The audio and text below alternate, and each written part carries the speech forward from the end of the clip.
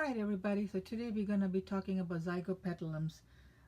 They're called I think because it derives its name from the Greek word zygon, which means yolk, and petalon, which means petals, and that's because of the way the plant grows at the base of the lip. They do produce multiple blooms. They're very fragrant. The flowers are pretty as well as very fragrant, and it can last up to 2 months at a time, and they could be used at cut flowers as well. They do need they are epiphytes, so they do need to be grown in fine bark or medium bark. They do need to dry out in between waterings. Provide them with good light, the morning light, evening lights, but not the direct afternoon sunlight. They're also called as the soft orchids, I think, because of the way the leaves are shaped. The leaves are like atypical and usually oblong, and the pseudobulbs are like almost conical kind, like that of oncidium. Alrighty. They do like humidity. Keep it as humid as possible. Fertilize it once a week. They do like water, so it's a little tricky because they do like to be wet but not soggy, so let it dry out in between waterings. Once a week watering is good. I keep mine out in the summer in the shade so they do not get direct afternoon light. So I think it's a native of South America. I think it's from Brazil.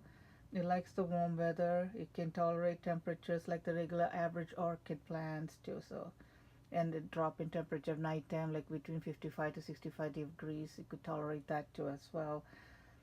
Do not let it go below 40 degrees. Don't keep it outside during the frost. They do not take too much cool weather. They do drop their leaves in, you see these pseudobulbs, they do drop their leaves at the end when the older bulbs matures, and it just yellows and drops out. Now the flowers, if you notice, come at the base of the new growth that is putting out. Let me move the leaves out of the way, and then you can see this is a new growth that's coming out, and it's putting out the flower spikes at the base of the new growth. So that's how it usually produces its new flowers. So it's once the cane matures, I don't think it'll flower, but there's always an exception. But as far as I know, it's always at the base of the new growth. If you can see, it's right here, and that's the flower spike,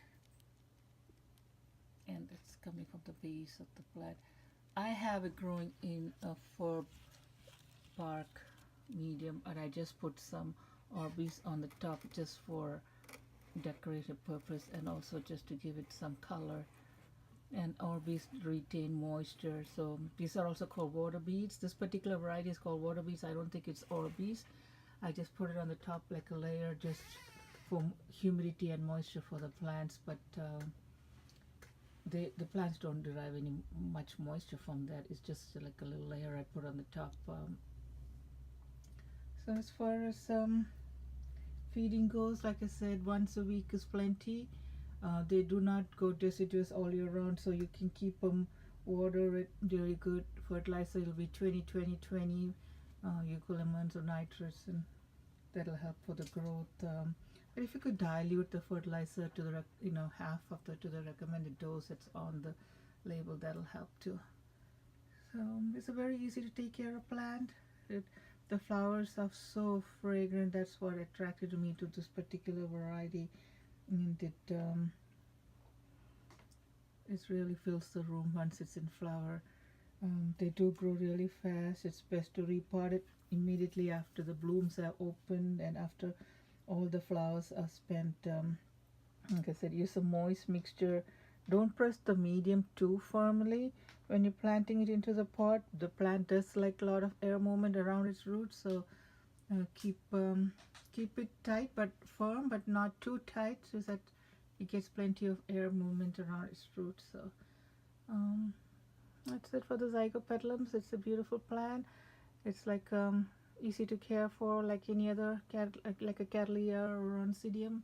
if you can take care of that, this is also very easy to take care of, just the same growing conditions. So humidity, air circulation, morning or evening sunshine, that's it, and the plant will do well for you.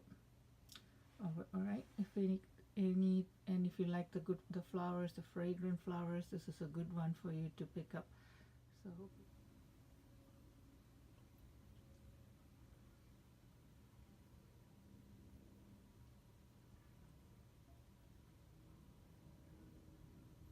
the next growth for the Zygopetalums, they've gotten a little bit bigger,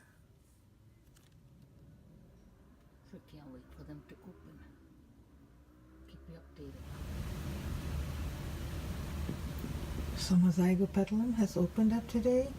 It's like dark maroonish, more like a chocolate brown flower. I didn't get any fragrance yet, so hopefully these flowers are supposed to be fragrant, so hopefully pretty soon maybe I'll get the smell, but I love the flower anyway. It's pretty.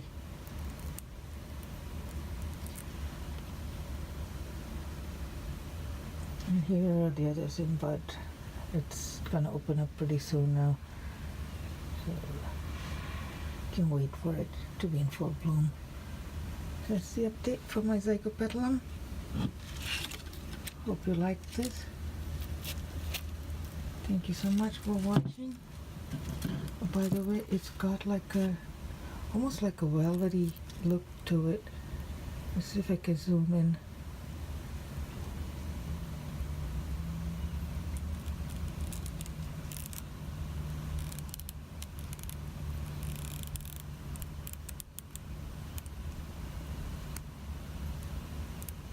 And that's the interior of the flower. It's got like a nice purple,